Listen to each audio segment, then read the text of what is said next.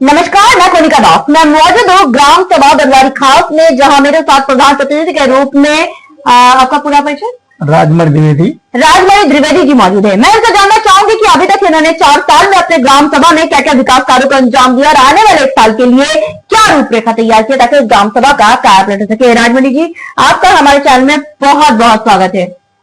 देखिए, जब से मैं प्रधान बना हूँ तब से और आज तक में सबसे पहले हमने ग्राम पंचायत के अंदर जो किसान हैं उनके लिए पानी की सुविधा किया। हमारे यहाँ नहर थी, नहर से और खेत तक पानी का कोई विकल्प नहीं था पहुंचने का। हमने 5 किलोमीटर नाली बनवा करके और करीब 1000 बीघे खेत में सिंचित किया और करीब 5 तालाब उससे जोड़े और 5 तालाब हमारे इस समय भरे पड़े हुए हैं। उससे पूरी सिंचाई हो रही है और सारे किसान इस बात से खुश हैं और इस कार्य से मैं भी बहुत संतुष्ट हूँ। आवास और शौचालय कितने आवंटित हुए हैं? आवास हमारे पहले जितने थे उतने बन चुके थे मेरे पहले, और मेरे कार्यकाल में करीब 28 अभी आए थे, वो पूरे बने हुए हैं। स्वच्छ भारत मिशन में आपकी क्या राय है? स्वच्छ भारत तो स्वस्थ भारत, स्वच्छता को लेकर आप अपने ग्राम सभा में क्या क्या काम करवा रहे हैं?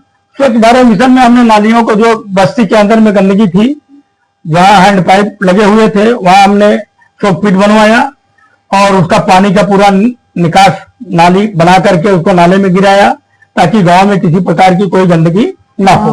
और बीच बीच में मैं क्रॉसिंग का काम करवाता हूँ और दवा का छिड़काव करवाता हूँ।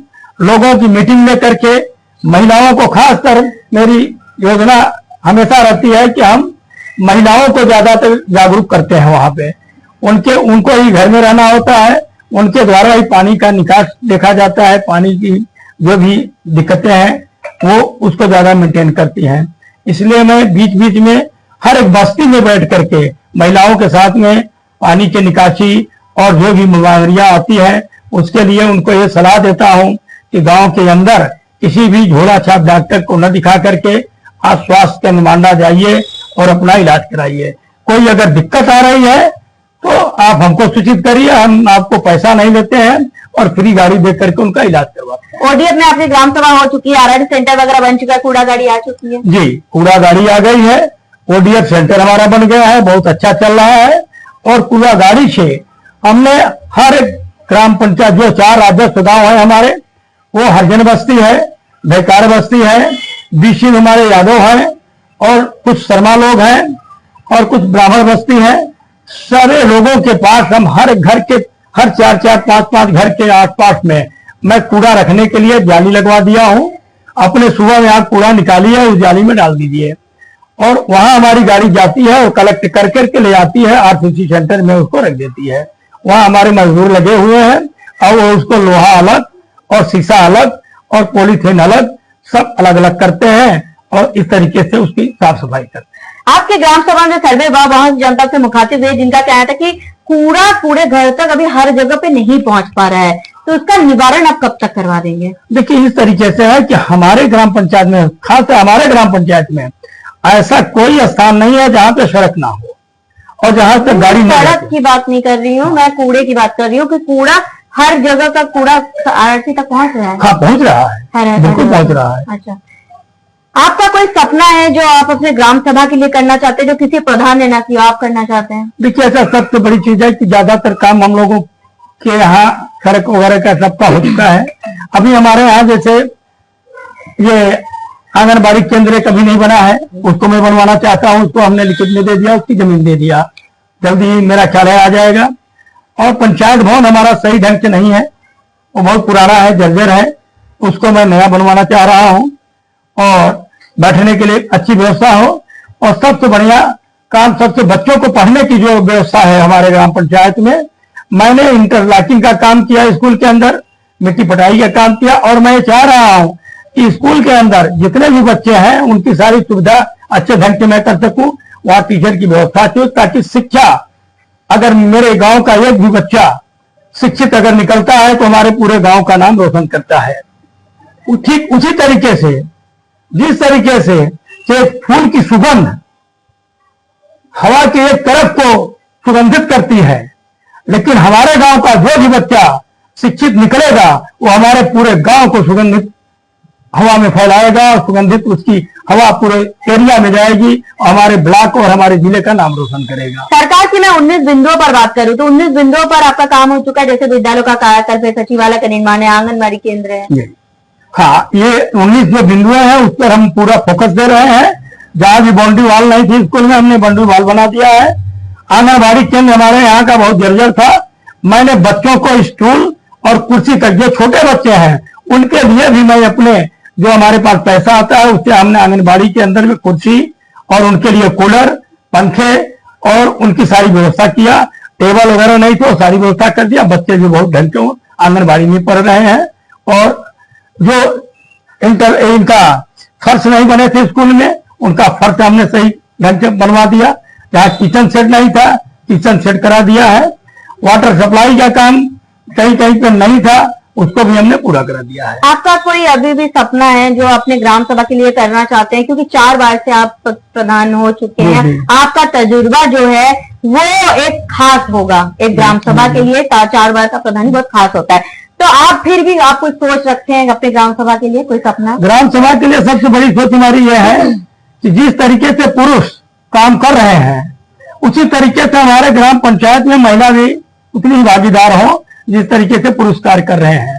उसके लिए हमने समिति का गठन कराया है और समिति 12 है हमारे यहाँ। 12 समिति हमारे बहुत अच्छे काम कर रहे हैं। उनको भी बिजनेस मिल रहा है और वो काम कर रही है। जैसे पिलर का काम मैंने उन्हीं समूह के महिलाओं से करवाया।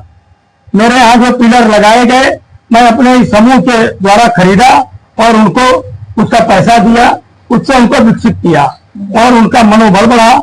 और आज की डेट में वो दूसरे ग्राम पंचायत में भी सप्लाई करने के लिए तैयार हैं, कर रही हैं। इस तरीके से उनका विकास मैं करना चाह रहा हूं महिलाओं का। और महिला अगर विकास कर रही हैं तो निश्चित रूप से उनके बच्चे विकास करेंगे और पुरुष को भी उसको पूरी सहायता मिलेगी। इस तरीके से मैं चाह रहा हूँ इस तरीके से गांव का विकास हो सके। 12 का शमशान घाट ना होने से आपके ग्राम सभा में गरीब तबके के लोगों को परेशानियों का सामना करना पड़ता है, तो क्या आपने इसके लिए कभी लिखित आवेदन किया है? जी, मैंने इसके लिए लिखित आवेदन किया है कि हमारे यहाँ जो बंजर भूमि है उस पर अवैध कब्जा किए हैं लोग और अभी तक को खाली नहीं कराया गया। मैं इसके लिए 2-3 बार लखनऊ में भी इसकी सूचना किया और वहां से आया, लेखपाल ने झूठी रिपोर्ट लगा करके उसको भेज दिया और आज तक खाली नहीं हुआ, जिसकी वजह से हम वहां पे ये नहीं बनवा पा रहे हैं। और 2-3 बिल्डिंग और बननी है, जैसे राशन कार्ड के लिए, राशन की दुकान के लिए। अब सरकार की मंशा है कि राशन के लिए एक बिल्डिंग तैयार की जाए और उस बिल्डिंग से ही राशन वितरित किया जाए और कोटेदार के घर से नहीं। उसके लिए भी जमीन की आवश्यकता है, मैंने लिखित कर दिया है उसके लिए भी और उसके लिए जमीन का आवंटन भी हमने किया है और अपने भूमि समिति की बैठक करके लिखवा दिया है, वो भी जल्द तैयार हो जाएगा। और दूसरी बात, सबसे बड़ी समस्या हमारे यहाँ किसानों के लिए एक थी, शासन सहकारी समिति पूरे न्याय पंचायत में हमारे 11 ग्राम पंचायतें हैं, हाटा न्याय पंचायत में। और जब खाद आती है तो वहां सारे किसान इकट्ठे हो जाते हैं, किसी को 1 बोरी, किसी को 2 बोरी, इस तरीके से खाद मिलती थी। मैंने सरकार से इसकी पहल किया, मैं मुख्यमंत्री के पास गया और जनता दरबार में मैं अपनी एक एप्लीकेशन लगाया और उनसे यह कहा कि शासन सहकारी समिति हर एक न्याय पंचायत में 1-1 और दी जाए। इस पर उन्होंने ध्यान दिया और हमारे पूरे जिले के अंदर में 24 शासन सहकारी समिति नई दिया उन्होंने, जिसमें ग्राम पंचायत बनवारी को भी एक शासन सहकारी नई समिति क्या बात है मिल गई। अब हमारा वहाँ रजिस्ट्रेशन हो गया, अभी 29 मई को हुआ है, इसी में 29 मई को रजिस्ट्रेशन हो गया और एक बिल्डिंग देने की उन्होंने बात किया है, उसकी बिल्डिंग बन जाएगी। अब ग्राम पंचायत बनवारी के अंदर शासन सहकारी समिति बन जाने से किसानों को उनके घर के पास में खाद मिलने लगेगी। हमारे साथ प्रधान जी मौजूद थे, जिनका साफ तौर पे कहना है कि इन्होंने अथक प्रयास किया ताकि इस ग्राम सभा को नंबर 1 ग्राम सभा बनाया जाए। जैसे कि इन्होंने साफ तौर पे कहा, इनका ड्रीम पर इनका सपना है महिला समूह को आगे बढ़ाना, सशक्त बनाना, क्योंकि इनका विचार है शिक्षा और महिला दोनों ही ग्राम सभा की नींव होती है और दोनों अगर सशक्त होंगे, मजबूत होंगे तो ग्राम सभा का विकास अपने आप होगा, जो कि बहुत अच्छी सोच है। जब हम ग्राम सभा में सर्वे किए थे, बहुत जनता से मुखातिब हुए थे, जिनका कहना था कि कुछ जगह जैसे कूड़ा घर तक नहीं पहुंच पा रहा, जिस पर हमने आपसे वादा किया था गांव की कहानी प्रधान की जुबानी आप तक ले आएंगे, प्रधान की समस्याओं से भी आपको रूबरू कराएंगे ताकि आप इनको वक्त दें। के पास अभी भी लगभग 1 साल का वक्त है। जैसे जैसे बजट आएगा अपने ग्राम के विकास के लिए प्रधान जी वैसे वैसे तत्परता के साथ काम करेंगे और हमें उम्मीद भी है प्रधान जी आप ग्रामवासी की समस्याओं को इस तरह न केवल सुनेंगे उसका निवारण भी करते रहेंगे। देखिए, हम तो हमेशा सुनते रहते हैं। हमारे यहाँ सबसे बड़ी समस्या, मैं जब चुनाव का अपना कन्वेंशन कर रहा था उस समय मैंने गाँव वालों से एक वादा किया था कि जो भी गरीब तबके के लोग हैं उनको सबको आवास हम देंगे, लेकिन अभी ये आवास का कार्य पूरा नहीं हो पाया।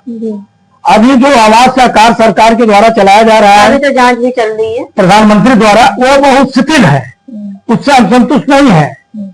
जिस तरीके से सरकार चाह रही है, जिस तरीके से प्रधानमंत्री ने आवास दिया है, उस तरीके से अभी कई महीने बीत गए, लेकिन अभी जांच सिर्फ इधर से उधर घसीटी जा रही है। इसको तत्काल अगर जांच करा करके कर दिया जाता है तो हम लोगों के कार्यकाल में ये आवास का आवंटन आ जाएगा, एक कोटा आ जाएगा, जिसकी वजह से हम जो भी गरीब तबके के लोग हैं उनको आवास दे देंगे। अभी मुख्यमंत्री द्वारा एक आवास के लिए आया है कि जो धैकार टाइप के लोग हैं, धैकार जो होते हैं, जो देना दौरी भौकी बना करके बेचते हैं, उनके लिए एक योजना उन्होंने दिया है कि इस टाइप के जो लोग हैं जिसके पास कोई सहारा नहीं है उनको आवास आप दीजिए। हमारे यहाँ 13 लोग ऐसे धैकार के हैं जिनको हम आवास दे रहे हैं अभी। और विधवा, जो निराश्रित विधवा है और जो विकलांग है जिसके पास कोई विकल्प नहीं है, उसके लिए भी आवास देने का उनको बात किया और मैंने अभी मुख्यमंत्री कोटे से उसका चयन किया है और आवास के लिए आवेदन लगा दिया है। अब देखने वाली बात बस ये होगी कि इस ग्राम सभा को हम एक आदर्श ग्राम सभा के रूप में लखनऊ ले जाते हैं या नहीं। वीडियो जर्नलिस्ट संदीप प्रताप सिंह के साथ मैं कनिका दास, आई न्यूज़ उत्तर प्रदेश, लखनऊ।